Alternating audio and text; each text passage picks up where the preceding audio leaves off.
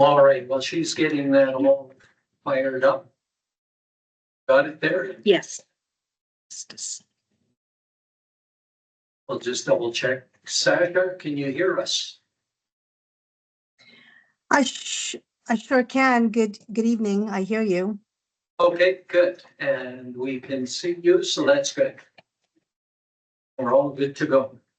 All right, I'll call the meeting to order, and I'll start with acknowledging that we're on the homeland of the many diverse First Nations and Métis people whose ancestors have walked this land since time immemorial. We are grateful to work, live, and learn on the traditional territory of Treaty 8.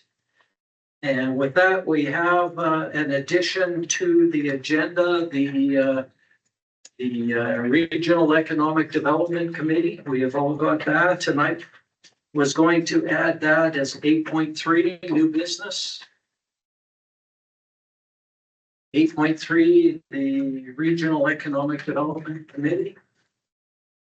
Is there anything else that needs to be added? Actually, we subtracted 8.2, the sale of surplus fire equipment. Oh, We've got more to add to it. We're gonna add the peace officers equipment to this okay. bylaw.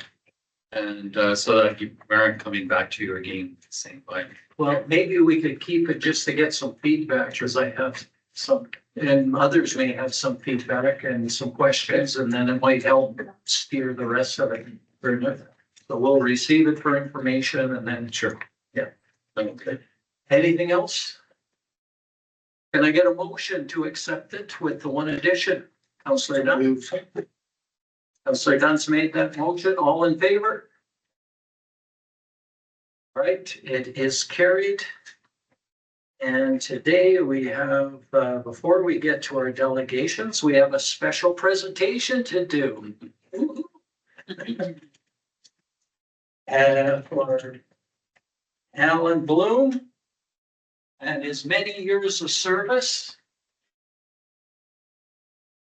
to, on behalf of the town and council, say thank you very much for all you've done for us. Thank you. It's been wonderful. It's been a pleasure. We have, your certificate. Certificate of appreciation of 20 years.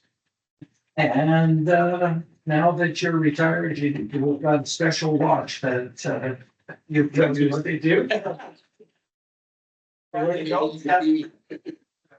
So, yeah. It might be a honeydew watch, Alan. I got those already.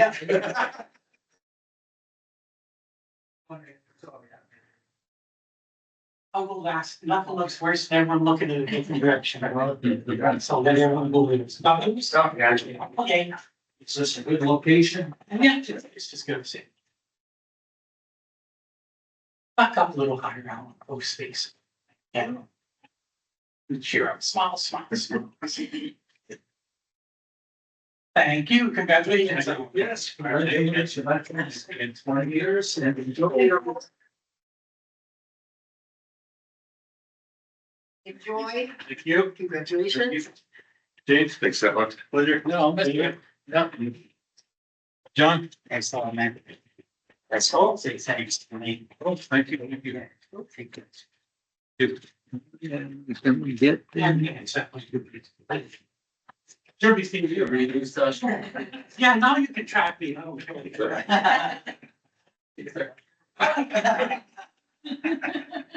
He's just making it bigger so he can see your razor. Yeah.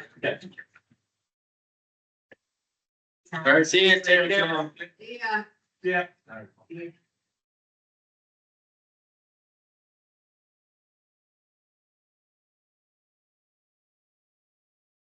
All right, then we don't have any scheduled delegations. No, so we're on to unscheduled delegations, and I suspect we might have an unscheduled delegation here. Darla, are you coming to address council? About the development permits? Anything that you want, you can come and address council or. Okay. Yeah, come on up to the front. You sit there, you've got in 5 minutes to address council on anything that you would like to say. And what we do is get you to use the mic Yeah, and there's a little button right on the base of it that'll, and everybody can hear you, and the people in internet land, when we post the recording, they'll be able to hear it too. So you are being recorded, so we get you to say your name and just quickly what you're here to talk about.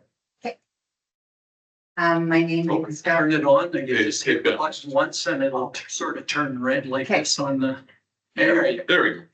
My name is Darla Stout and I submitted a development permit for a 6-foot fence in the front. I went from the front to the back due to safety reasons. Yeah, we've got the, yeah, it's. You got the documents. So it's actually not on our agenda for this because it still hasn't come back from from our assessor or our planner that would be looking at it, but I understand that council could override that vote, right? sorry. Council can override the bylaw, any of the bylaws or? Yeah, and it might just, we might not need to override it if Oh, the okay. municipal planning commission approves it. Okay, And you provided all the information that we need now, and, you know, the extra documentation you provided today will be very helpful. Okay. So we're trying to do all we can, okay, and we have to see where all the chips fall after this, where the cards play. I don't. okay, So, yeah, and we'll notify you of the decision from the planning commission, and then we can, if we need to look at it for an override from council, we could look at that. okay. Yeah. Sound, Really, we don't need to. all right. And that's everything. That was what you Wanted to- came. Yeah, I just wanted to address that. Perfect. All right? Yeah. Okay, thanks, guys. Yes, thank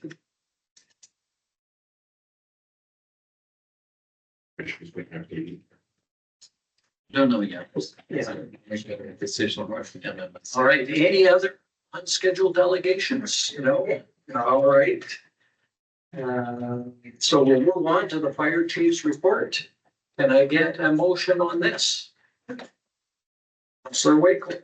I'll move that we accept fire chief's report for information. Okay. And I'm like, come on up. So Chief, I'll turn it over to you to give any highlights or any additions that you want to give to your report that you submitted. Not a whole lot. I did bring the new DC, deputy fire chief for High Prairie, Edwina Hales. He's in the back here. I guess she's my new addition. And just the highlighted stuff again, it's all over social media. It's just our recruitment. It's down. And we're hurting along with other departments. But other than that, it's pretty much everything that's in the report is still standing. If you guys have any questions about the report or even the chart in the back, by all means. All right, I'll open the floor for questions from any of the councilors.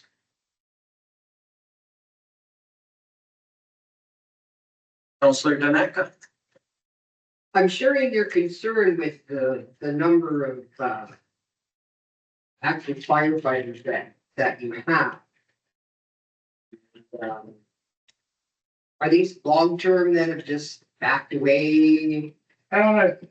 No, it's some haven't been there that long, some have been long-term. They just work and personal lives. We can't really fault people for that. They gave us the time they did and what we asked for.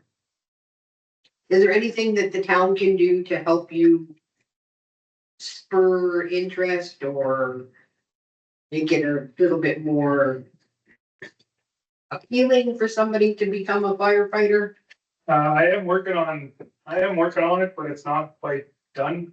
And it has some things that you guys can do and the public can do. So it's in the works. Okay. So I'm not leaving it solely up to me. I'm gonna actually hopefully task it out with other people. Your deputy chief perhaps. Hey.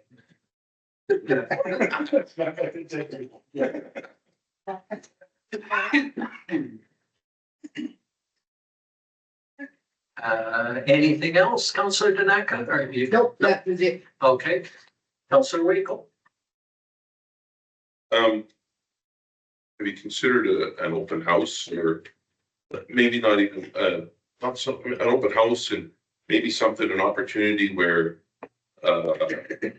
somebody who's not on the fire department, a civilian, can be with the firemen and it's like, okay, here, we're gonna open up this hose and you're gonna hold it and spray some water, just, you know, this is what it's like to spray a hose, just to kind of give them a little bit of hands-on, maybe get them that itch. Yeah, we have we actually have a recruitment committee within the fire department with the volunteers that are already on there. And a lot of these ideas that you brought up are part of it. It just summer is tough. Yeah. Holidays and we're already short enough. It's hard to stretch the members as it is, so. Maybe closer to the start of school, we'll bring something out, then maybe catch even some more junior applicants and that'd be good.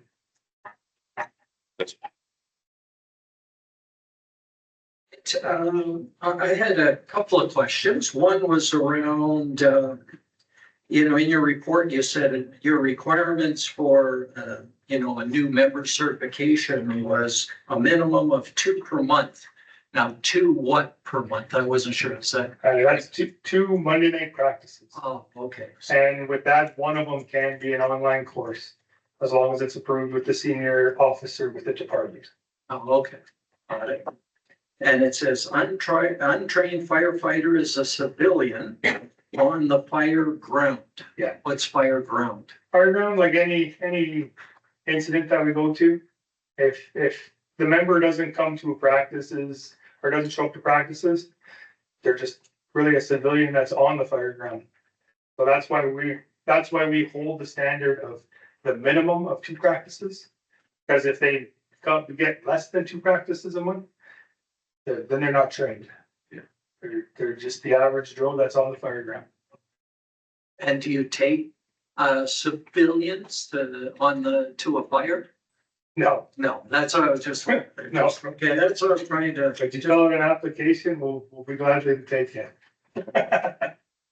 Got it. And the other thing I see is that that fire mitigation strategy, they've basically wrapped it up and they're gonna be doing the final report, but you saw the draft.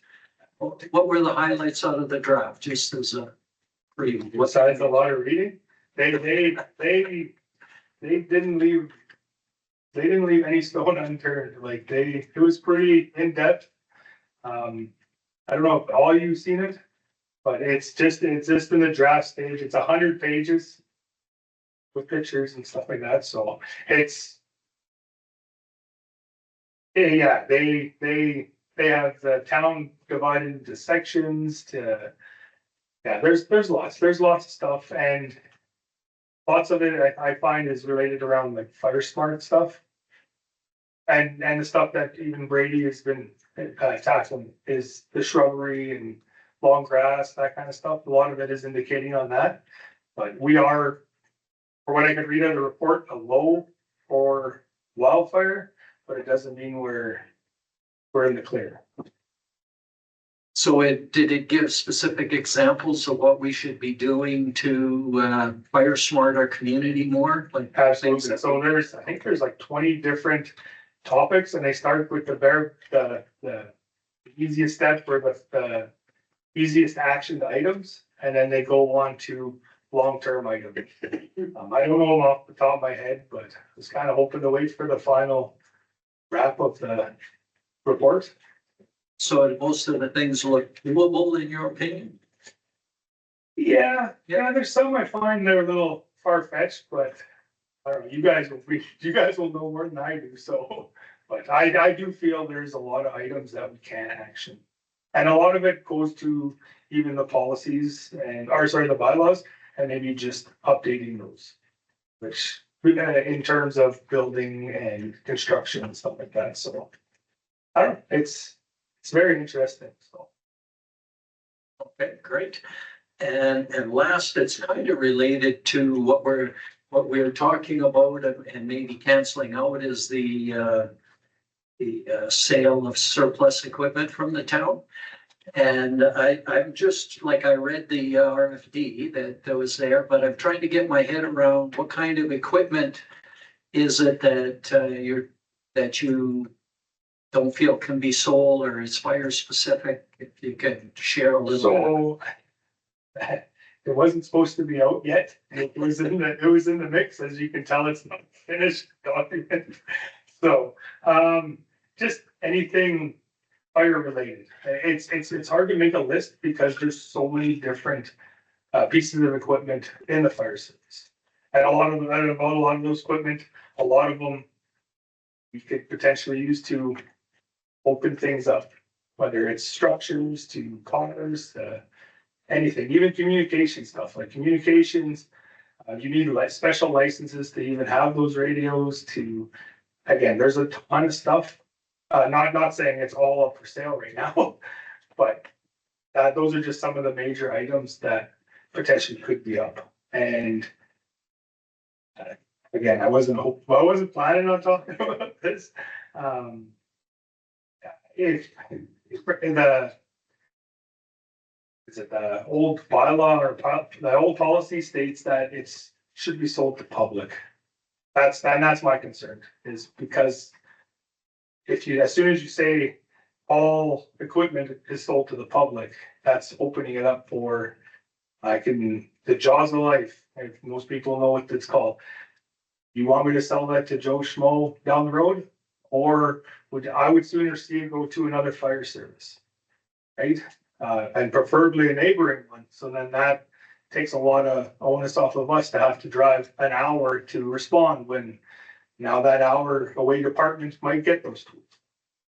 So that's where I was trying to head along, but again, I wasn't planning on talking about it. I was just trying to wrap my head around what kind of equipment and, the jaws of life is a good example. Yeah. Gets me understanding what you were getting at. So thanks for that. And a lot of that stuff, it's still in service, like it's still certified every year, or every 3 years it gets certified and approved, but we're fine. We actually got one in our little museum in the fire hall that we can't get parts, so it's a paperweight now. It's just before we can't use them, might as well let somebody else use them. That's where I was going with those. Okay. Well, well, that was some of my questions on it anyways. All right, anything else for our chief? Nothing else. Well, thank you very much again for your report. Thank you. And thanks for having us back here today.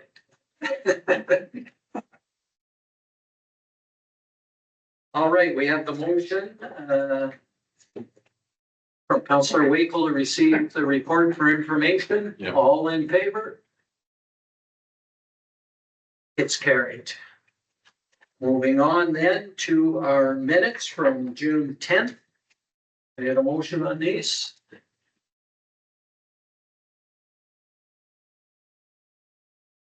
Move that we accept as presented.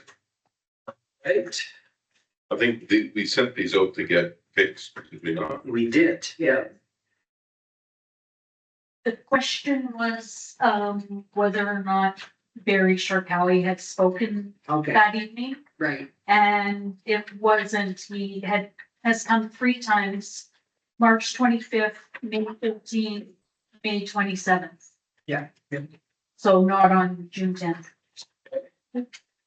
So otherwise, the minutes are good.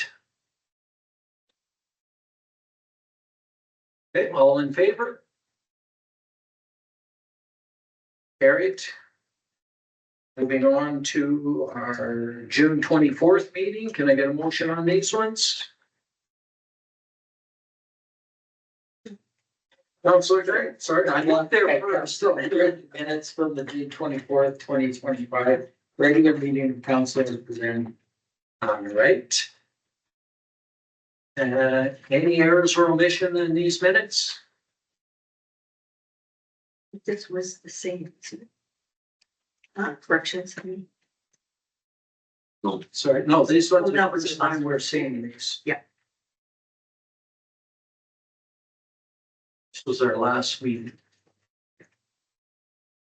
All right, seeing there, no, nobody with any issues, all in favor? Great. And moving on then to 6.1. And conditions for the disposal of town-owned land. Get a motion on this one.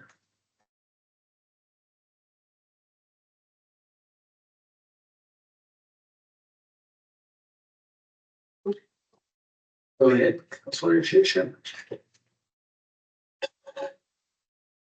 That council direct administration to issue a request for proposal to local real estate firms for the properties council must put on market, and that council direct administration to create a current lot inventory list to distribute to the local real estate firms.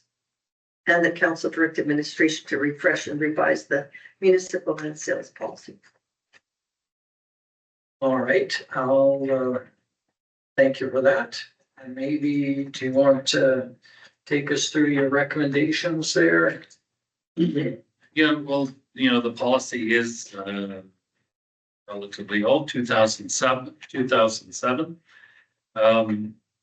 And it's just, okay, we can start this process now of, I know there are 2 lots of land that council is interested in developing. Or the lots that we do own, and we can just put a list out to the real estate firms to sell. And if we do that, I know the policy did say 7% for commissioner real estate fees. That's not something I'm used to. I'm sure it could be lowered. We go to our. Other than that, it's a, if you want us to go out and list these lots with the real estate firms, we'll certainly do that. Councilor Wakel. I did look up to see what the standard commission is. 7% is average number, like that's up to $100,000 and then 3% after that, right? But I don't, like, they're not gonna do it for nothing, No, that's right. right? So I think that setting it at the 7, the capping at 7%. I think the vast majority of ours are going to be empty lots anyways, so there's very few pieces of property that are just property that would be $100,000 that we own. So I think that that's fine, leaving it at the 7%. Okay.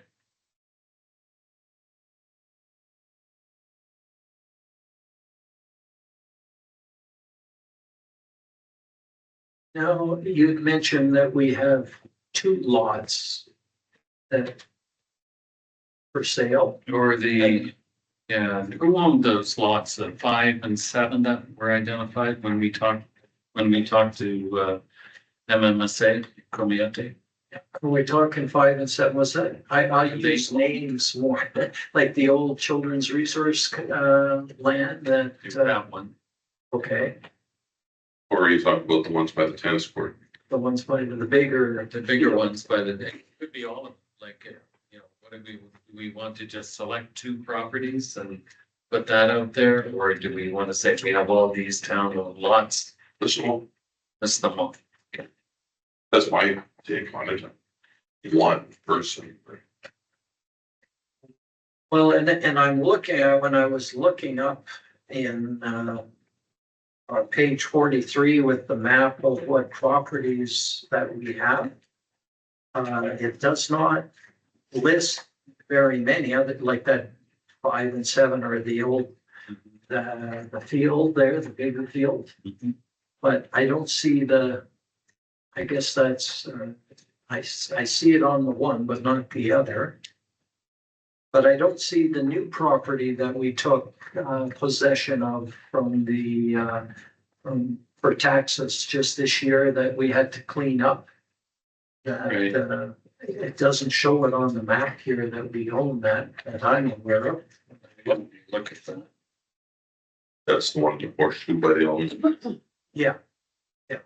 Like I don't see it on here, but that one, we definitely need to get out there. Good. Well, that's why we list everything, right? We're not dragons. We shouldn't be hoarding property. Totally agree, but is there any lots that, like, I didn't realize we had a lot down in the very south end there in the sort of commercial area. Wouldn't we have a lot there? Where'd that come from? And when? How old is this map? Because I know we used to have something there. What? It was just an empty lot. And this is a recent map. This is recent. I did not ever know we had a blank piece of property there, and I thought we'd sold that. it's the first time in 12 years I've seen that one sort of. Maybe I missed it on the other maps. Like I mean, he was in here and showed us these maps before. I never noticed that one, but I didn't realize. But why? Why do we have it? Is the question? I think when listing these lots is make sure that the only lots that we can't sell are the ones behind Subway. You can't sell that. That's contaminated. That's the old dump.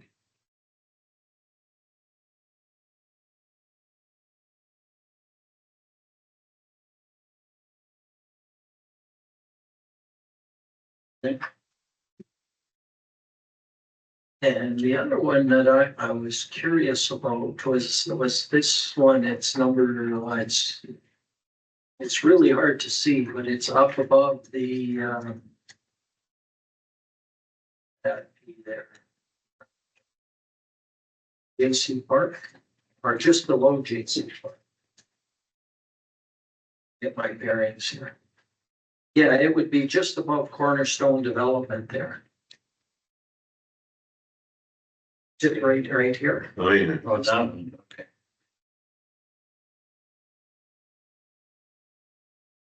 Now, is that one that could be subdivided, or is that something like, again, yeah.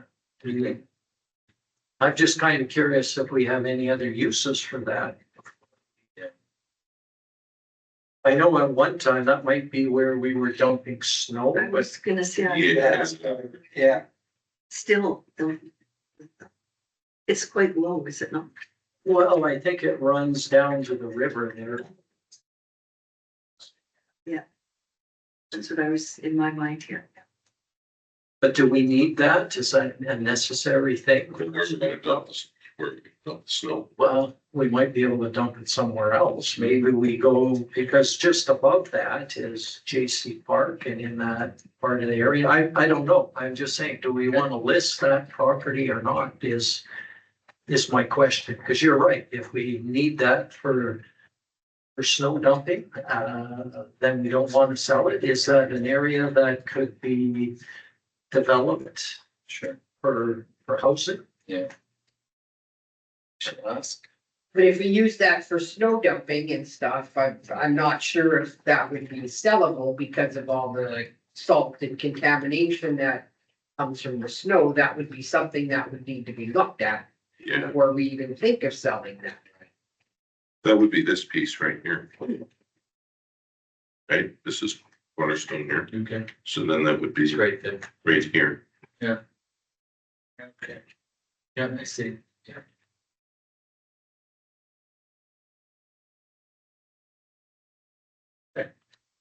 Okay. That'd be something to talk to the crews about. Like Mike and Yeah. Bert.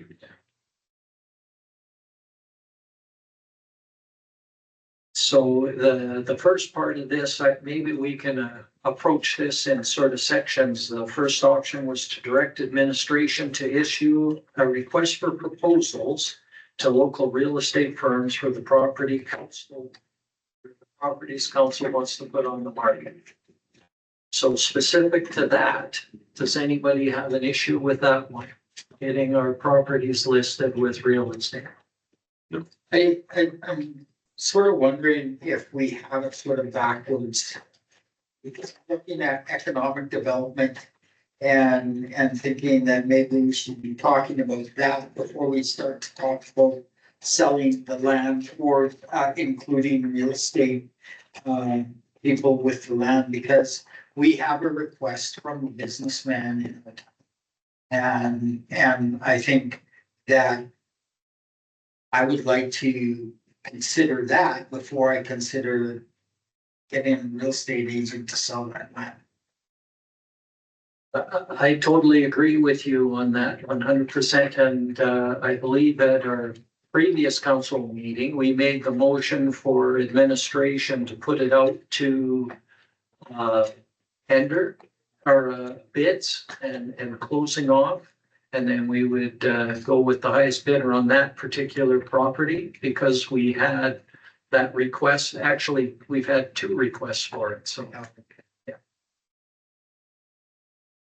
So that was, yeah. And are you working on that and getting that out soon? I will work on it. I haven't worked on it yet. Okay. Okay. Because we need to get that ASAP out there and give everybody a chance to bid on it and go. But that was the one property that we're kind of bypassing this process to allow the developments. Yeah, okay.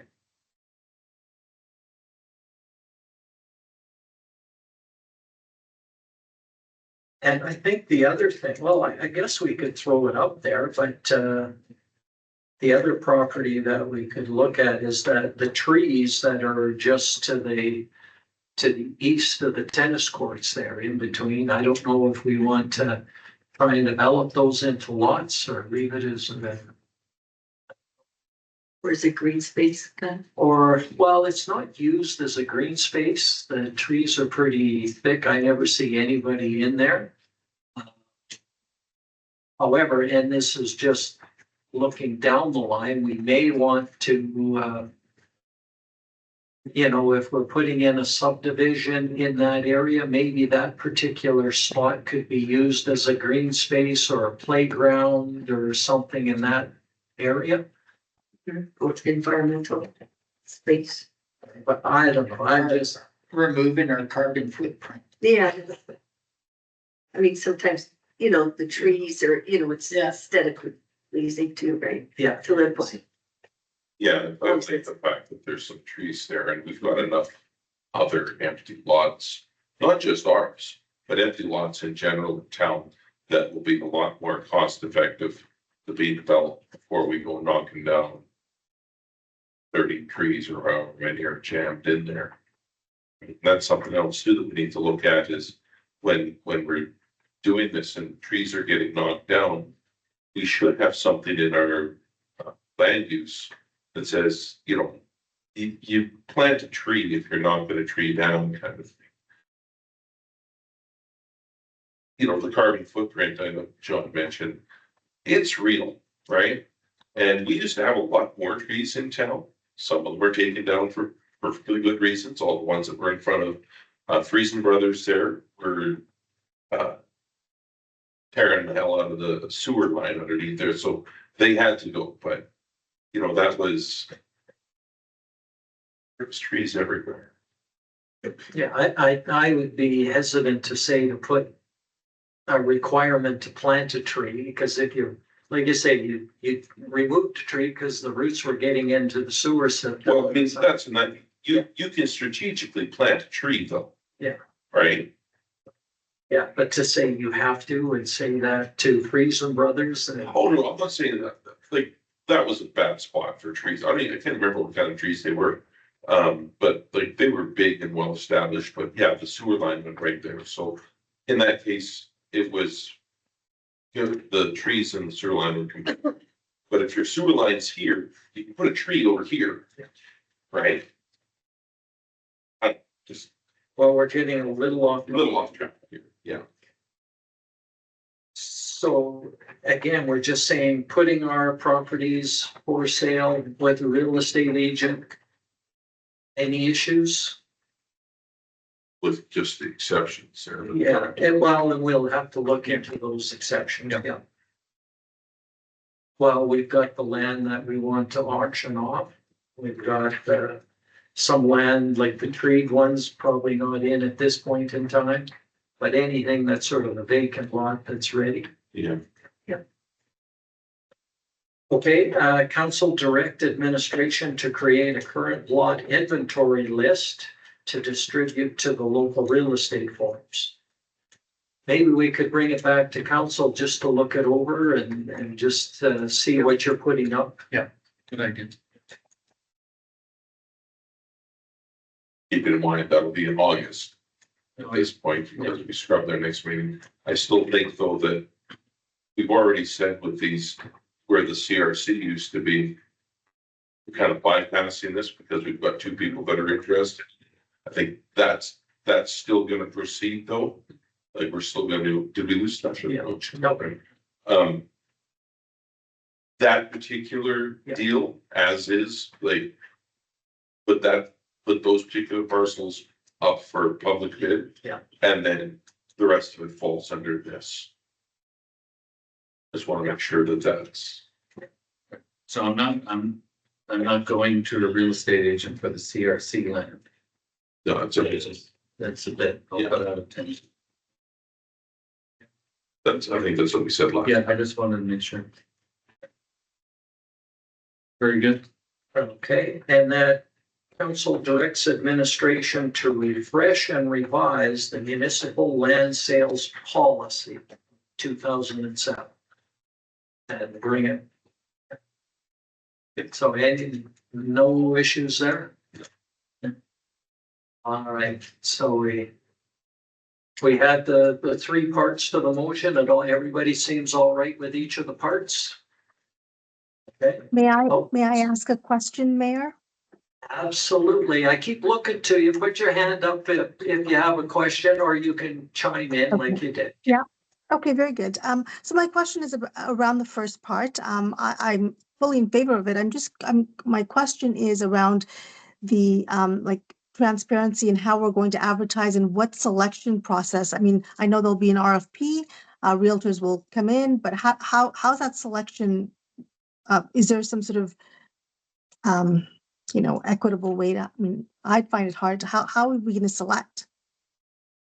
What's that Well, process? Yeah, there would be myself, Shanda, and if a council member wants to involve him or herself in the selection, we can certainly do that. Well, it's not even who's the committee to select. It's more about what is the criteria? How do you distinguish one bid from the other? Is it just, I mean, if you don't want to say it openly in this open forum, that was my question. We can do it privately, but I'm just curious how it's going to be fair and equitable. And where we're advertising so that all the realtors are privy to the fact that this is out for request for proposal. Yeah, good question. We'd certainly be assessing there's strategy for selling, how committed or my past experience in Port St. John is, their approach to selling the land, what they will do, how they'll market that. You compare that plus, what commission will they charge, or, what, that's all part of it. There won't be too much in the criteria. There'll be, 2 or 3 or 4 criteria, and then go assess it against that. And usually what happens, we try to hide the name of the person that, or the business that's submitting it to ensure that objectivity, if you will. We're just assessing on the proposals. So blind scoring, you have a score sheet and you'll just, okay. Yeah, Very good. And what is the length of time by which you'll put out the call for proposals? Give them 30 days. And via the Counselor? normal channels, like our website, the, what do you call it?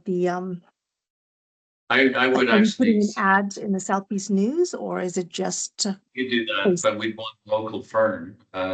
We'd want to just restrict it to the local firms here. So we would even send the RP by mail directly to each firm. All done, Councilor Martins? yes, thank you very much. Councilor Wakel? We can list all three of them, That's right. right? Like, so there's. Cause they cooperate. Right? So like, I don't think,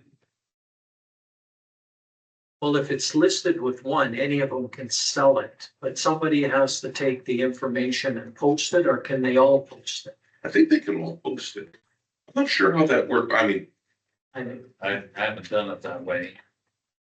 I think that's what I'd have to dig into this a little deeper here, but like, when we did this last time, I'm pretty sure we said that we just wanted the local, like all three.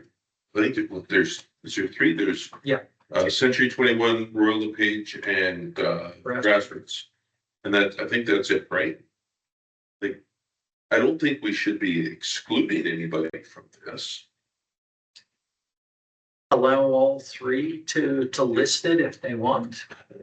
I'm not sure how the listing part of it works when it comes to that, but like, I don't want to say, no to anybody, because if we say no to one and the other one, if we say no, Realty Company A, you can't sell this because it's listed with Realty Company B. No, you can always sell with another real estate company.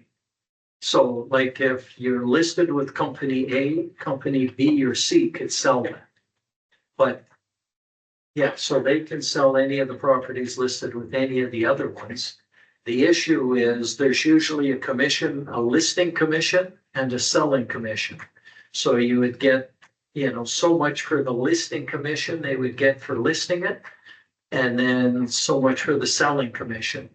So, But- they aren't like, that's not between them, like that's between us and them? Or if company A has it listed and company B sells it? And I've learned my lesson, I'm not using names. Do they not work out the commission between them? Yeah. Are we, so much like, Yeah, but there's usually, like it said, an agreement on what the commission would be in the listing agreement. Mhm.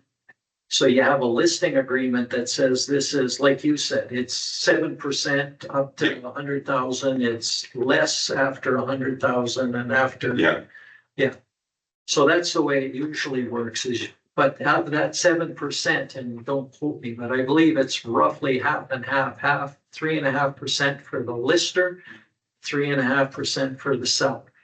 And if you have the listing and the sale, you get all 7%.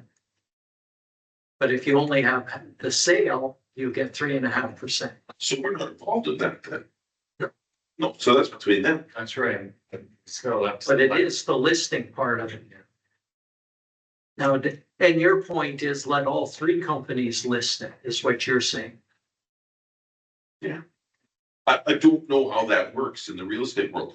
Maybe they don't want to play that way. Well, I know when I wish we could, I wish one of them was here. you can't do that with your house. You can't list it with 5 real estate firms. Yeah. Yeah, because no, they don't accept that. That's not part of the ethical rules or whatever they would call it. Is you have to list with one, and then anybody can sell it after that, but they don't get as much commission. So when you're looking into it, you could ask, like you, so they'll know whether they've done this thing where they all list something and then sell it. But if not, getting an RFP and deciding who gets it, that's what would work, yeah. But we want to be fair to all of the companies, give them all a chance, absolutely. Yeah. All right, anything else on this? Councilor Danaka. So in the motion, council directs administration to create a current lot inventory list to distribute to local real estate firms, or is he bringing that back to us first? So then this motion change that, To bring back to council? yes, Before the real estate? for the real estate, that should be added in there. I had it actually written in here. Oh, okay. So we were speaking. So basically the second one, and yeah, we directs administration to correct the lot list and distribute to council prior to distribution to the local real estate firms. Yes.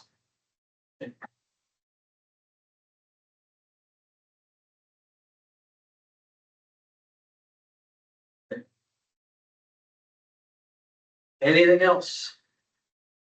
All right, we have the motion. All in favor? It's carried.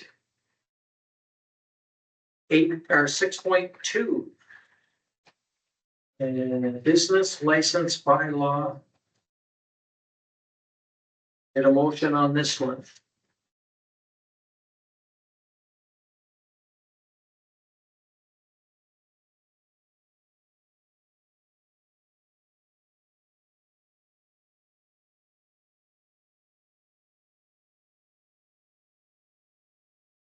Councilor Dunn?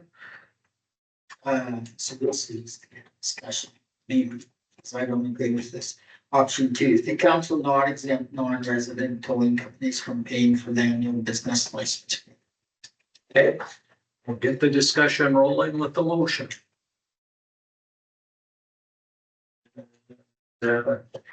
I'll let you start us off. You said you don't agree. Tell us why. I thought we had discussed this and that we had a general agreement that businesses that had licenses in other communities that provided service to the town should not have to purchase another license. He did certainly talk about it. I don't know if we had agreement about it, but we wanted to know more before we brought it back. Yeah. Councilor Wakel? Apparently, businesses in the county have to have a business license. Thanks to Chris for that in the article. I'm surprised by that, but the towing companies for me though, I think should, the ones that are based out of town should be exempt. For me, they're like Cisco, they're like Westcan. They're delivering a product to the community. The transaction is done outside of the community. All they're doing is picking it up, dropping it off. Now, if you're based in town, a couple are, then yeah, you've got to have a business license in town. But if you're out of town towing company, are we gonna have the guys chasing these guys down the road to pay their $100? I would think a lot better things for them to do than to do that. For me, towing companies fall under the same what's the word I'm looking for? The same category as those people delivering goods to town. Like Cisco, Westcan, who deliver groceries and fuel to town. So this is just, and do they pick up the odd vehicle in town? Sure. The odd time. But not lots. So that's wrong. I think the towing companies need to be accepted. You know, they need to be part of the exemption to this. All right, Counselor Danaka. So this list that you provided, are these companies that are out of town that have business licenses? Yes. Okay. You know, there's a lot of discretion, you know, I talk about Slade Lake, you know, a lot of discretion there. A lot of kind of exemptions, it's kind of gotten out of control. They've lost kind of control of their business license process. So it's important that council directs administration to be consistent. And whatever you decide, if you want to do an exemption for towing companies, then, you know, we follow that, but, you know, that's why I provided this out of town business license list to ensure that, you know, you get an idea of why we would charge a business license. So you've got, your recommendation is to not exempt towing companies. Can you tell us why, what your thinking was? Just to, well, I could have easily picked option 1, 2, but just to, you know, from my interpretation of the last discussion, you know, council was torn whether or not to exempt towing companies. So I just went one way on this, and council can certainly go the other way and make an exemption. Yeah, I don't want us to lose the revenue, even though, you know, like in-town business licenses are only $50 a year. So, you know, we're not talking about a lot of dollars here. And we don't want to dissuade out of town. Not that it should, but out of town businesses, you know, we want them to pay the $100. But they may do less, well, not GFL, I mean, they do a lot of business here, or other companies do cold shop. So it's, how do you decide? Yeah, the cold shop has a building in town. That's right. Right? So like they're based here. And then like some of these other ones here, like the BC Fruit Run, Fortuna Fruits, they come in here, they park, they sell. That's the, I'm talking about, like, this is a delivery service. Right? They bring something to town from one of the other businesses to deal with. They leave. Transaction, all of it is done outside of town. You know, the vast majority of these are, well, I mean, you've got Hyperine Area Dental Center. Last time I looked, they're located in town. It's, yeah, no, I know, I'm just, but, yeah, I mean, Yeah. if you're in town selling, I mean, this discussion we had last time, if you're in town selling stuff, you know, carpentry, that you're selling something. You're Excel, you're pumping things up, that's a service that you're selling in town. Towing companies, they're delivering goods to town.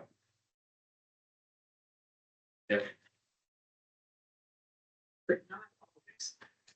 But not always. Because they could be picking up derelict vehicles in town and taking it. Someone within town. Right. The amount of vehicles that they pick up in town, I believe, is negligible. Or, you know, with the fly by night towel selling or the blanket selling. But that's Session. in town. Absolutely, there's those, because they're in town, they're established here, they're selling in town. That's not a delivery service, they're selling in town. But I'm not sure I see them on the list here, Well, they should. but maybe we should be going after them. Oh, absolutely. And I know part of when we did up this business license thing before was, that was one of the targets that we wanted was, because we had these fly by night guys coming in, setting up and leaving, and we weren't even getting anything on it. So We've got Counselor Martins with, wants to chat, so I heard it. So two things. one, whichever way, well, I guess if the motion is going to stand as it is, I believe it was Councillor Dunn's motion. I believe it should be in the positive as opposed to not exempt. It should say something to the effect that council apply the business license fee to all the annual just make it positive as opposed to negative. That's one. And number two, I think, like, I don't want the motion to say towing companies. That just seems like we're taking a class out of, I think the word category was used. I believe the last time we had this discussion, Councillor Janaka said, well, so a plumber is going to come into town and fix my pipe. Now the plumber's not going to come into town because High Prairie requires that plumber to have a business license. I think we make it equitable across the board. Either everyone doing business in High Prairie, whether resident or not, is the annual business license fee applies. And then if we're going to do that, then we just need to alter the wording to say that council applies the annual business licensing fee across all non-resident companies doing business in High Prairie, something to that effect. Okay, thank you for that. The other question that I had was the enforcement of this. Have you talked with our peace officers? Have they been enforcing this? Have they been looking after it? It doesn't sound like it's been on the radar, so to speak, other than if you bought a license before, they'll send you out a renewal notice. But if you haven't bought a license, they're not going around checking. I think they're conscious of it, that they're more focused on derelict properties and the crime monitoring, but they do go out and try to enforce it, but they're usually told by Corey or Corrine to go get, here we need this business license fee, and they will go out and pursue it. But they're not seeing if somebody's driving into town and doing work in here, checking to see if they have a business license. Well, they are. Unless you want them to. Well, if we're gonna have a bylaw, we should enforce it. That's the way I look at it, right? Because we do end up with issues exactly like this, where one company's got a license and other ones don't. So if we're going to have the bylaw, then it should be enforced. Well, and then this is why, how the hell are they gonna enforce the towing company, right? They're dropping something off here. Guys that set up shop, the flag guys, the fruit guys, the Tabor corn guys, they're set up in town. They're a resident business at that point from out of town. That'll be $100 please. And you go from there. Towing companies. Has everybody said something? Let's just call the question. We have to clarify how this is worded. Yeah, I mean, we got to clarify that part of it, but. Well, and I think there's a couple of other things that I wouldn't be in favor of calling the question yet, because I know there's one of the things that I looked at is there's a thing called a temporary business in this particular bylaw. And it doesn't specify what a temporary business is, but there's a charge for it. So in my mind, I think that should probably be removed. Or do we have a category of temporary business? Do we charge a temporary business fee? We haven't been. Okay. So that's one thing that, we've got a transfer fee for a temporary business license, but I don't know if we've do we issue a temporary one? And if we don't, that should be modified to remove.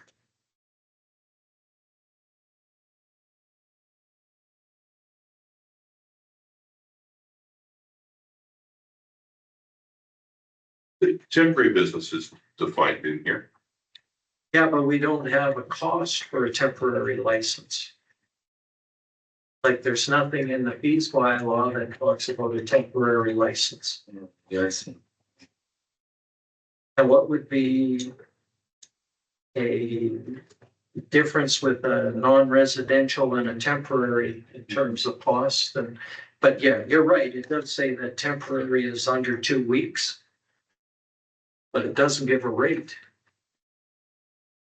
So maybe this just needs to go back to get massaged a little bit. Yeah. Yeah, a month. I'm on vacation. But the other part of it is that, yeah, we do need, we had the. Yeah. You know, we had a very legitimate question, concern coming to us. By the one towing company, and we do need to address that. Whether we want to exempt them or not exempt them, and we've got all the information. Okay, anybody else want to chat on this one? So I'll go to Councillor Dunn. Would you like to redo your motion? Wording it in the positive, or you like to leave it as it is? Motion should, Yeah, they should be positive. So, will be, or I will withdraw my motion. And make a new motion, using Councillor Martin's words. Did you hear that? No. oh, Yeah, she I did. did. I did hear it. Yeah, it was very simple. The council apply the annual business license fee equitably to all non-resident businesses that, or I'm happy for administration to massage that, however, but that's the idea, is that it's positive, not in the not exempt. Thank you.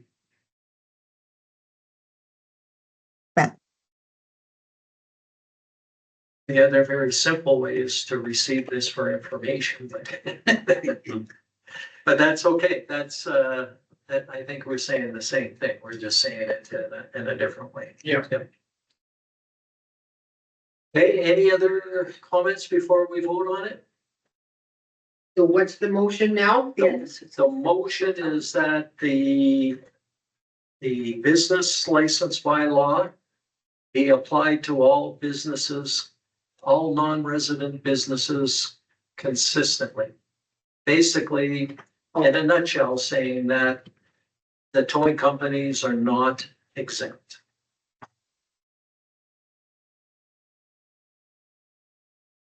Right? Anything else? All in favor? At 3. Opposed? 3. That motion is defeated.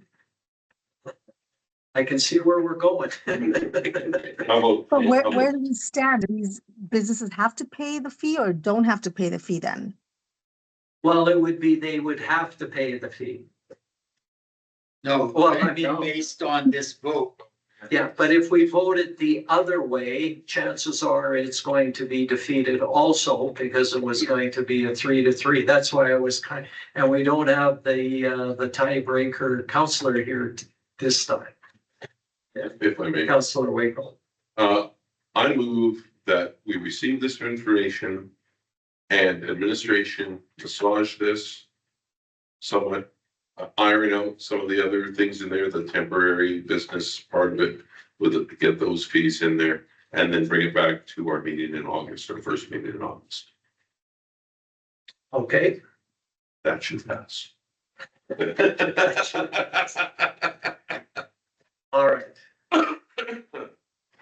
So just directing administration to update the business license bylaw and bring it back to our August meeting. And we can discuss it again. Any questions, comments on that? Maybe in that revised bylaw, bylaw to have some sort of enforcement strategy or tactic, how are we going to do this? Are we gonna, because this list I'm looking at, are all non-resident businesses who operate in High Prairie, are they included? As far as we know? Yeah, they're included in. Sorry, like these are the ones we've collected business Right, licenses for. Yeah, there are some ways in town. Yeah, As, I'll clean it up. yeah, as Councillor Wago has pointed out, though, all of them on that list are not from out of town. There are some that actually have business, like brick and, yes, they have space here. Yeah. So, Okay. Okay, yeah, right, Just for information, one of the things that I did is I looked online and a lot of the towns and others and found that most of the towns have a requirement for a business license. Because like I say, Big Lakes doesn't. And there are a couple of other counties that don't. But from what I could find, most of the towns did. I didn't see any. Some of the towns had bigger exemptions and they really focused on like online businesses and stuff like that was in there, and we don't really address online.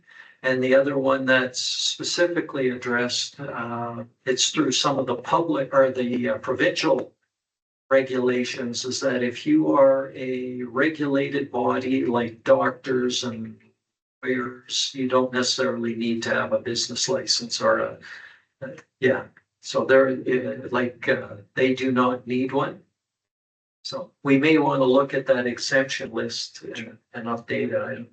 Yeah, that's, Like if you are a doctor and like I was saying, like, and you are coming, you don't need a business license, even if you got a practice here. so the dentist wouldn't need one. Well, that's not a doctor though. Yes, it is. But that's cleaning, that's High Prairie Dental Center, is that not the one that's next to Super Eight? but they, oh, no, I thought it was the one from Rosswood Industrial Bank. Oh, maybe that's it, right, because yeah, okay. Okay, But it was just when I was doing some searching and asking AI. Help me out. by your command. Yeah. Okay, so we have a motion that for administration to rework the bylaw and bring it back to council. All in favor? It passes. Moving on. Economic development incentives for developers. Can I have a motion on this?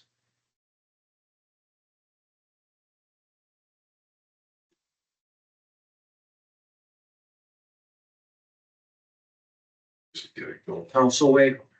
The council directs administration to put in place and advertise market following incentives and conditions for businesses and developers. Okay.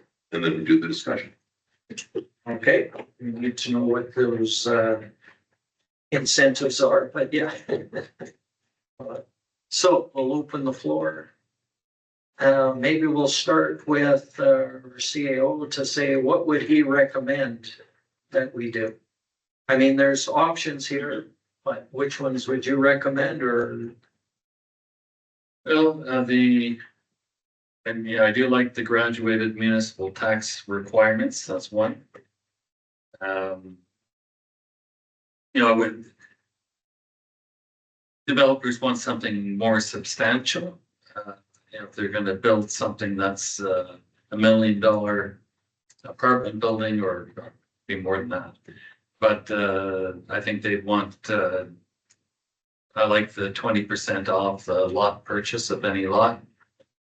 And as long as they build their development within 2 years, they're building.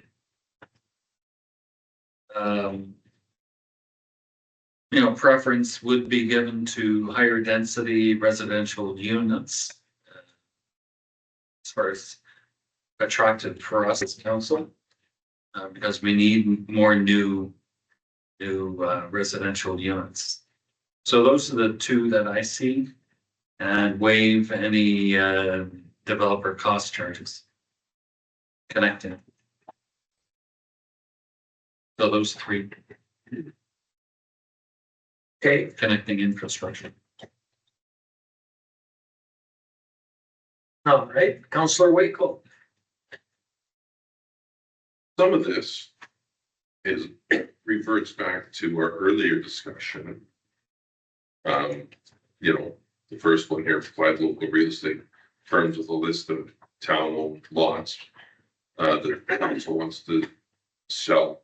And then, you know, the purchasing a lot, build a home within 2 years, and we discussed that on that CRC, that was property, old CRC property, that was going to be a condition that we put on there. I want to make sure that we're not painting ourselves into a corner here with what we're in the process of doing and what we want to do with this. Like, do we have to wait until we clean these other things up before we put this through? Or can we kind of just jam it all through? I'm not following it. Well, because we're in the middle of doing some of this already, right? With some of these incentives, right? Built within 2 years, reserve, you know, that I know that building within 2 years, I know that was a condition that we talked about putting on that old CRC property. Because we're disposing of that for less than the sale price. Yes, yeah, the less than market Yeah. value. Yeah. And, you know, providing the local real estate firms. We just want to make sure that we're not doing something over here and something over here, and that the two just don't mesh, or that they clash somehow. You know what I mean? Now I got you. Yeah.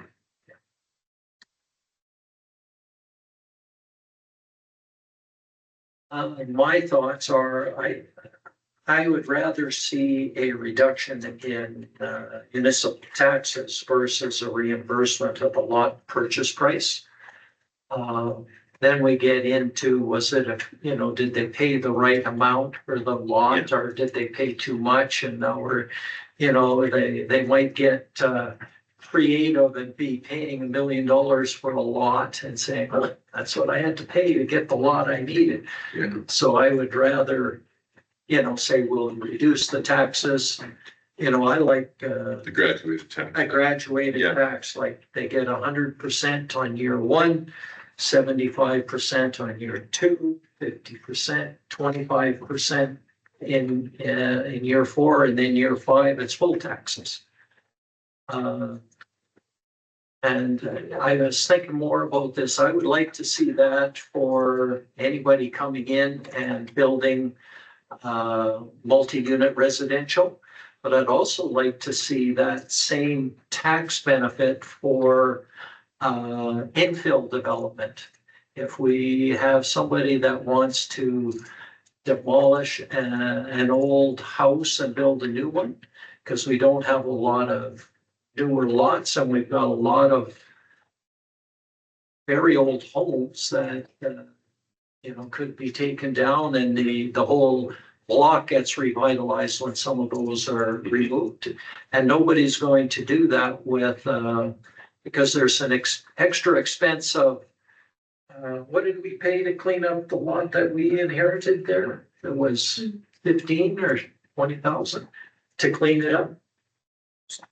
So if we can say that we're gonna give a grant for, part of that, that would be good with the vacant land tax.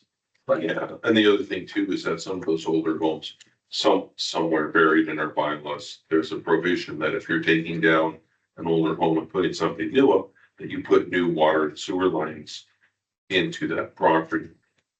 I know that was a big concern when what is now the liquor store over here was being put in, was they didn't want to put new water and sewer lines in because it was only going to be a couple of toilets, and that's what was in that house that was there. And they argued the point, and we said, no, you have to replace it. And then when they dug it up the next day, the response was, oh, that's why, right? So there's that expense. I like the idea of the graduated municipal tax requirement. I do like that. I think that, and we can add to this too, right? I mean, this is not, we don't have to, We can do something. it can be a living document. We can Yeah. play with it a little bit. Okay, so we're gonna, everybody must sort of agree that we can start with, the graduated tax. Does anybody have an issue with that? And would everybody agree that we would apply that to multi-unit, sort of rental properties and to infill? Yeah. Just sort of start with that one. So, just a definition on infill, like, cause you talked about tearing the house down and building another house. Is that infill or is infill building? So you're tearing down a big house and putting up two houses on that same lot. I was thinking of infill, if you're having to remove a house to build another house, then that's infill. Okay. That's the way I was And looking. the city defines Yeah, it as breaking down, Lots lots and into, yeah. and multiple making them- lots. Yeah, infilling that way. Okay, But I just wanted to clarify, so that's. yeah, no, mine is, our lots are generally long and skinny through Yeah. most of the town, right? You're not, 50 by 150, 200. yeah, so they're not really wide, but they are certainly very long. Yeah. Very long. So you could put one in the front, one in the back, that's possible, and maybe we want to encourage those, what do you call those little suites in the back that you can build? Tiny homes in the back, and you could do stuff like that too. A lot of those are gonna back on it. I don't think we wanna start splitting our 150 lots into 75 lots, simply because the vast majority of those back onto an alleyway. And if we're going to encourage infill that way, then we're going to have to spend a whole bunch of money to upgrade our alleys. So let's, focus on, I didn't see any objection to infill getting the reduced taxes, the graduated taxes. Okay. What other incentives would we like, just when you're talking in your article here, or in your RFD, deferring off-site levies for developers, what are those, just so I understand what you're talking about? Development cost charges, so the connection, the sewer, the water main connections. That's one. So that we would cover that. We would cover it. And I think those two incentives would be enough. I think that would combined, I think that'd be very attractive. Okay, I saw Councillor Winkle's eyes get very big there.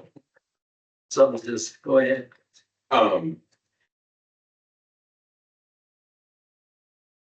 Like deferring the hookup fee? Is that what you mean, like for the gas and the water sewer that's going in? Now, when you say deferring, are you saying waiving? Or waiving, sorry, not deferring, Okay.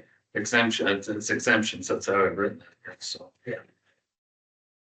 Offset every exemptions. They would still have to upgrade the lines going to the property, That's up to council. Well, that's in a policy somewhere. I know it is. But if we want to attract, there's a, for fourplex developments and stuff, that would be something. The only thing that worries me with that one is if they buy a lot that isn't anywhere near being serviced, right? I'm not sure where that would be, but Yeah. what if there was no services there? And let's just say they bought a lot and are new what will hopefully be a new subdivision.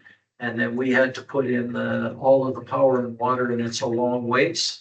I'd want to know what that was, Oh, and the it's a lot. cost, but it would be expensive. Yes. Yeah. And that's my concern. But if they wanted to, build something on the old, Richards lumber site, just as an example, that site there. The water and the sewer is there. I wouldn't have a problem with, us waiving the fees on something like that, but So then deferring offsite levies for developers on already serviced lots. I think that's important to have in there, because you're talking about that field that's in behind, the tennis courts, right? There's kind of those two areas back there. There's no services in there. that's what I mean. That's Yeah. what would worry me about there. Yeah, that's a few $1 billion probably to put everything in there. Yeah, that's true. So, Yes, that's a good way to put it, for me, is explaining it that it has to be already serviced, that we would waive the charges to hook up to that. Yeah. Counselor Danaka, So the other thing here is like waiving development cost charges. So if somebody's hypothetically building $1 million development, what would the development costs be? Yeah, I don't know offhand, I'd have to get that information from council. For $1 million lot. but what you're referring to Which would be way, what would be waived? What would be the development costs? What are you thinking of there? Is that the business or the the, connections to the business. or are you talking the development fees? Yeah. Well, is that what he's meaning by waiving development cost charges? Is that what he means, like the cost of the development permit and? Right, And the safety inspections? safety inspections. I'm okay with waiving the development permit because I don't think that's a whole bunch, but safety inspections. No, well, you can't waive the safety. No. You're waiving the cost. The town would pick up the costs of those inspections. So So really, they're not overly high. Like I know when I built my house, it wasn't a major expense.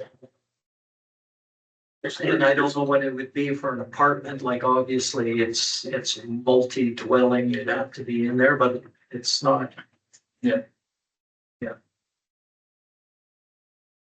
So I can't say for sure what it would be, and it would depend on how big. What's it for, What did Heart River Housing pay? I'd have to find out. I can't remember. I think we have a lot of questions here before, I mean, the spirit of this is good. But there's a lot of questions around cost that we don't have answers to right now. That I'm not 100% comfortable with saying, oh yeah, we'll do that. And then a really smart developer is gonna come in here and it's gonna cost us $3 million because they know how to work the system. Right? So I wanna make sure that for now, I think what we could put on here is the graduated municipal tax requirement.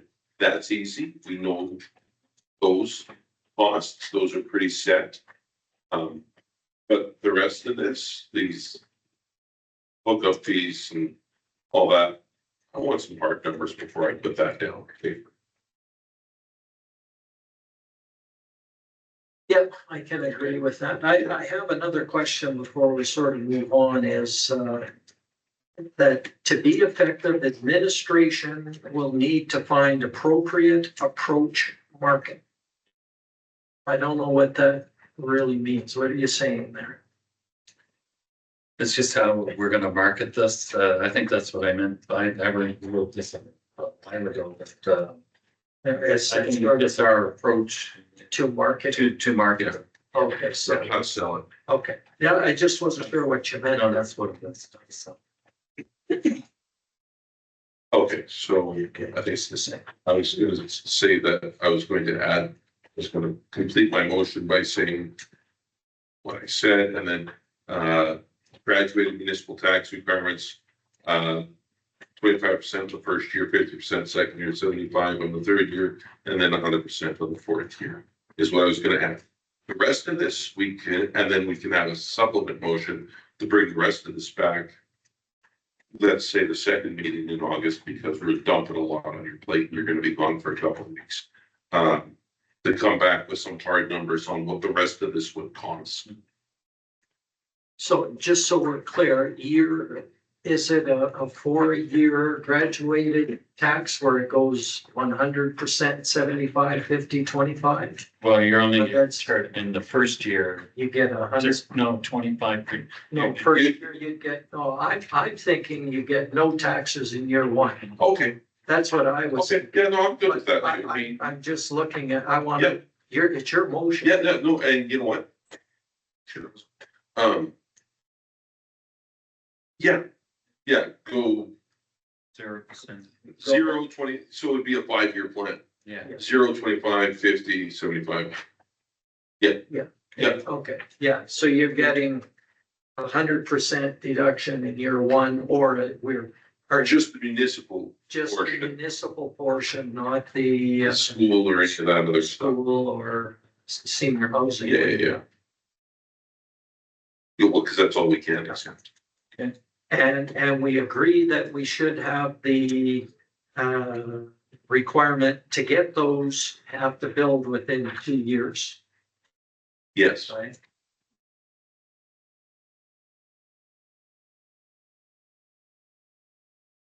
Okay, You got that, Wendy? There was one?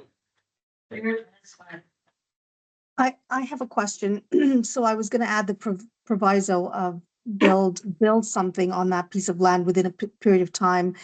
You guys have agreed to 2 years. Is that starting build in 2 years or completion of build in 2 years? Because I've seen this happen where lots go for $1 and then someone puts in something, a foundation at the very end of that 2-year period or 1-year period, whatever the incentive is, and then it just sits there. So is it completion of said project, home, multi-dwelling, whatever, or is it just I start by that period of time?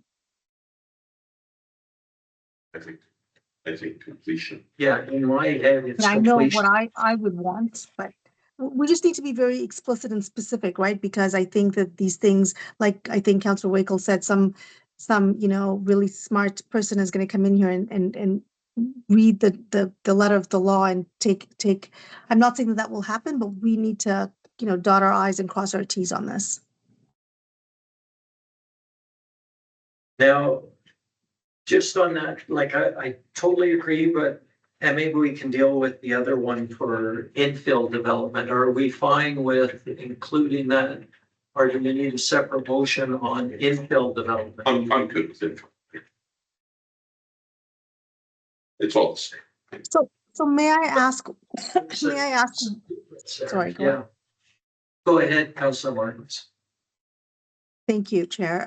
May I ask why we're doing this in parts and why we don't wait till we have a full package together? Like I liked the expedited permits, that whole red tape reduction. So why don't we have a whole packaged bundle of these things? Why are we doing it piecemeal? Like we like this one thing and then we'll bring the rest of it back in August. I'm curious why we're piecemealing it. Well, I think this is the main one that we could even talk about tax reductions and could start promoting it even now. Yeah. If we're all in favor, and then if we wanted to look at more in the future, we can. And the other thing that it does as well, Sasha, is that our building season is already half over for this year. And then this gives people the opportunity to see what we offer. They're like, oh, okay, we can build stuff there for next building season, which, will start in probably late April or May. Right, and that's precisely my point, James, is that I think that we need to have an attractive package right off the gate. It's kind of how realtors want to sell. They don't want to, until you're ready, they don't like to list it, because once you list it, that's the first to market, go to market plan, and you want to come out with your best package. And I think if we're thinking of adding further incentives, we should package and promote and do that whole thing once, so it looks attractive. Someone might see this once and then they don't know about 3, 4, 5, and 6. They only know about the one thing. Given exactly that the building season for this year is over, I think we really need to take the time, assess this, not just put out one thing, and make it a complete wholesome package so it looks attractive.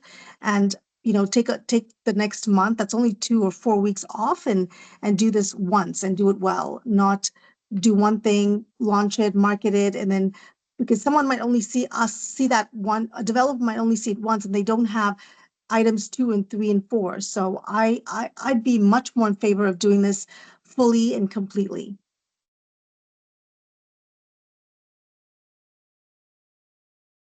Well, we have the motion on part of it, but yeah, and we wanted more information on other things before we decided, so we could wait, but I think if we can pass part of it, we're not gonna be marketing it that much until we get the rest either, right? At least we're sort of bit off one chunk and then we can bite off the other chunk if we want to add more, and that would be the final part. That is the other way of doing it. At least it's a big project. If we can get part of it out of the way, we can work on the next section of it. But I agree. I mean, it's not a big deal until because a lot of them probably aren't going to be developing until next year, but we may, like, for example, the fellow that was in here that wants to build those properties may want to get started this year yet. Like, it's not done. So it may be a big incentive. I mean, he's got to be successful in the land, but it may be an incentive for him too. Yeah. So it might help just having the one incentive there to start. And you're right, but I mean, we can polish it up, but at least have one incentive nailed down. But I understand your point, I get it. I guess I would be, let's bite off one piece and get more later. That's the way I look at it. But open to other thoughts on it.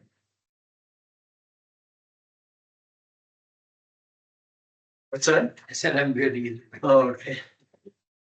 Well, it's good. It's great to hear everybody sort of on the same page to start offering some incentives to get those rental accommodations going. And even with the vacant, or I should say the infill development too, that we could market just that part of it specifically.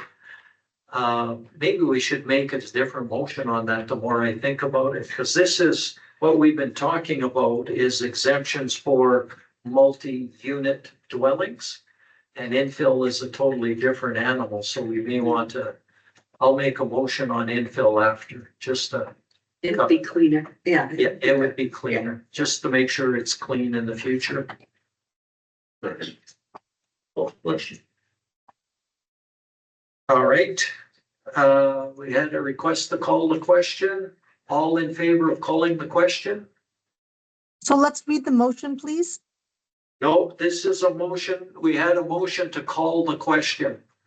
So we have to vote if we're in favor of calling the question, or if you feel that you have more time that you want to chat on this motion.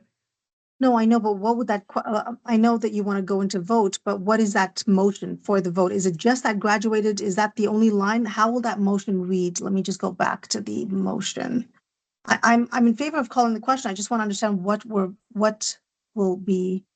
Okay. I'm just trying to find that motion. Oh, that council directs administration to put in place. See, if you're going to call the question, the motion that Councillor Wakel made was that to put in place and advertise and market so I thought we decided, or are we doing that in piecemeal then? Is that what we're doing when we call the question? Now, and good question on that one, but I believe the question or the motion is when we talked about the fall to put in place and advertise market the following incentives. The incentive was the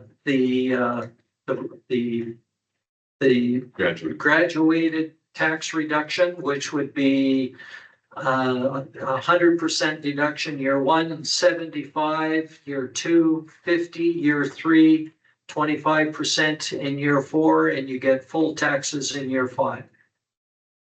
Right, so remember, we're doing it positively, so it's just like the CAO wrote there. So the only thing he has to change is the first year is 0%, and then second year, you'll pay 25% so that it's not the reverse. Yeah. And then secondly, to say that with the provision that the project is complete. So in a multi-dwelling unit, is 2 years an adequate time? I'm just asking the question, but that the language reads that the project is complete. And is there something else that we don't know? Like, I mean, I'm not an expert with these kinds of like, I just want to make sure that we're covering all our bases because this isn't my expertise, and I want to make sure that legally and contractually we are accounting for everything. Are these the only two things we want? That, to state the tax, graduated taxes, and then the completion of project by 2 years. Is there anything else that we need to have in there from, in this kind of contractual? Has anyone looked at anything similar? I did do AI search on what incentives various communities offer, and the graduated taxes was number one that came back. So that was, I mean, they do have other things like waiving the hookup fees, reducing the costs, all of those things, but I don't know Right. if there's legally anything that we have to change. I wasn't even talking about incentives. It was more about caveats or things to protect ourselves as a municipality. Like, are there any provisions, just like we said, hey, must complete project within 2 years. Are there any other caveats or protections that we as a municipality need to have in place as we make this motion? Because we're putting out, I mean, this is a fairly substantial thing that we're putting out. As long as we're all feeling confident that we have, I'm not a develop, like I'm not, this is not my area of expertise. As long as MMSA or someone else has said, yes, you guys are protected with this motion. Which is why I didn't mind if we brought this back fully baked, because I think in theory we all agree. I just want to make sure that we've accounted for everything that in terms of protection for us. So we have a motion to call the question. You've got the motion there, so we'll start with that motion. And do you understand the motion that has been made? Okay, so the motion is, do we want to call the question or do we want to have more discussion? So all in favor of calling the question? Actually, Councilor did I not. had another question. Well, there's no more questions, but you can vote against this to Okay. have more. Okay, Okay, so you can have more questions, but you can't do it if we agree to Okay. call the question. Okay, all in favor of calling the question? 3, okay, so we got another 3, So it's all defeated. against? Okay, so it's that motion's defeated, we will continue discussion. Go ahead, Councilor. so, so we've agreed on the graduated taxes, I've gathered that. The build in 2 years is sort of a stipulation. To get that graduated tax. Right. So my question is, if somebody buys a lot, and does it build in 2 years, what's the consequences? Well, if they buy a lot and they sit on it, for example, the hospital site.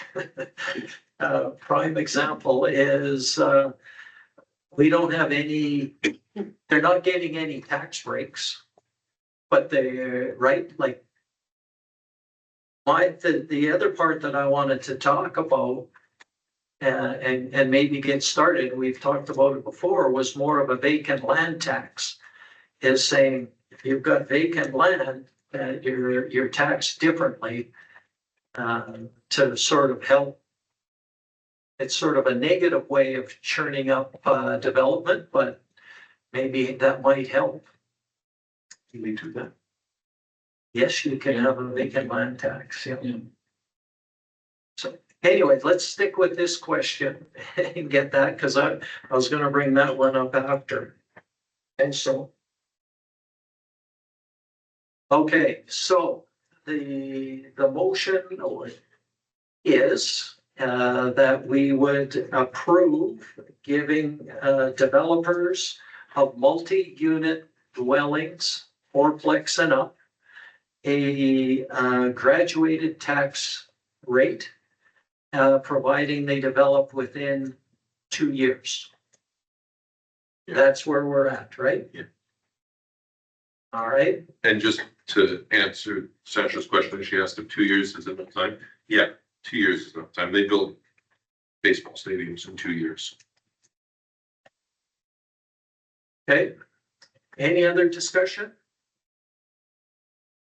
All in favor? It is carried. I would like to make a motion that council directs administration to develop an incentive for infill development that would be the graduated tax rate. Same graduated tax rate, but it would be infill being, so that's my motion. Yeah. But we'd have to come back with definitions of what an infill development would be. And in my head, that means you're building on an existing lot in town and you are having to demolish or remove the existing home that's on it. Or building an empty lot.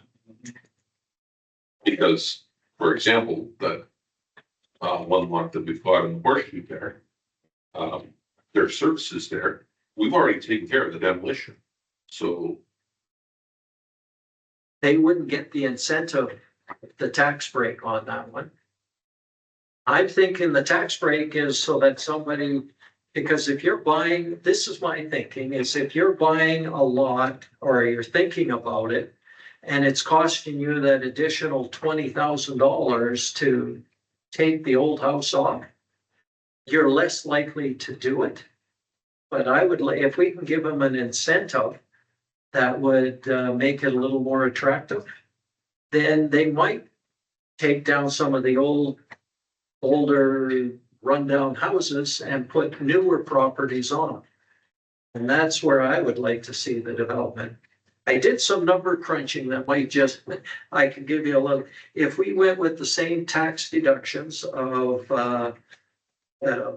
well, saying no taxes year one, you pay 25 year two, and you're paying full taxes on year 5. That if you were paying on a new house, I'm gonna say roughly $4,000 on a lot for a new house. So we would be losing about $9,500 in taxes if we were paying $4,000 a year. But if you do the graduated it over the 4 years where they get a reduction, it's around $9,500. We know that removing a house is $20,000, so it doesn't cover all of the costs of removing it, but it's an incentive. It's something to maybe get them started. Now, we already have a building incentive, and Dave, do you know more about like the one that I asked you about? Did you get any more information on that? It's not for infill, but we do have an incentive for developers that build in town and are hooking up for sewer. They can get I believe it's a $1,000 grant returned to them? Shanda was looking into it today. She didn't get back to me. Oh, okay. I believe it's $1,000 that they can apply for, and that's still there. But I think, like Sasha said, we need to put together a nice package that says, here's what the incentives are to come to High Prairie. And we can say infill developments, you get these developments, multi-unit, you get these incentives. Just a regular home development, you get this incentive. So putting that together into a nice package, and like I say, that package may change in time, but at least we got something to start and we can build on it more. But if we're paying out 10,000 or 9,500, as I'd mentioned, you would recoup those costs, that $10,000 by having, from it being probably around $1,200 or $1,500. Now the taxes are at $4,000. You're paying that back within 7 years. So you're back to, you've got a new home and you've recouped what you've put into it within 7 years. So it's not And then it's great. then it's gravy, yeah. And your town's improved, you're getting more taxes. So I think it's a great way for infill. Give some incentive to remove some of the older rundown homes. Okay, any more discussion on that one? Nothing? All in favor? Oh, sorry, go ahead. Before we vote, go ahead. It's okay. No, my vote isn't going to change. My question for both these items is, so how and when are we going to begin communications on these two items? Okay, I'll turn that over to our CEO. How and when would you communicate those? Well, it'd be in August, probably the end of August. Now, by communicate that would be putting together a package that could be posted on our website, and you'd be putting something on our website. In the newsletter and the website.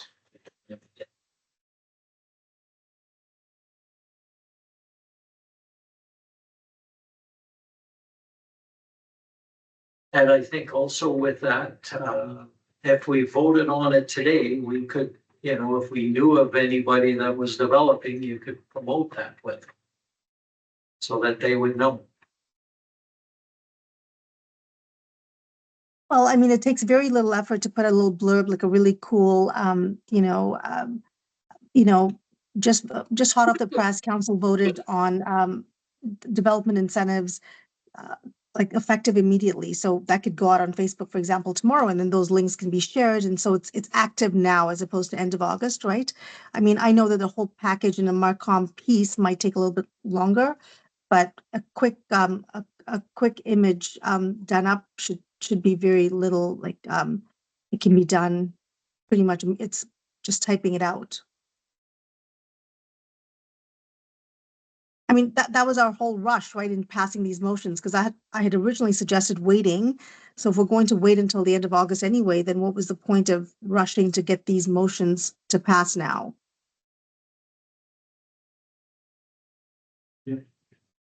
But again, we might change some of these, but at least we've got, in my mind, that first little bit done, and we could promote that first little bit with, like you said, on our website or in a newsletter to say that this is passed. And some developers might want to get started this year. So, but you're right. Yeah, I mean, we have to get the word out there. We can pass it. But if we don't get the word out, nobody's going to be looking at it. If we can have something written up and put on our website, before you leave would be great. If that's possible. On vacation? Yeah. Yep. Yeah, take good luck. Yeah, you do. Oh, okay. When do you leave? Is Friday you want to stay for your vacation? No, the 21st, so the 18th is my last day, July. Okay, anything else on this motion before we vote? All in favor? It is carried. Let's take a bio break. We'll continue after this. Do we have 10 minutes, Mayor, or 5, or what do we have? We'll go with 10 minutes, so back at around 8. Thank you. Perfect, thank you.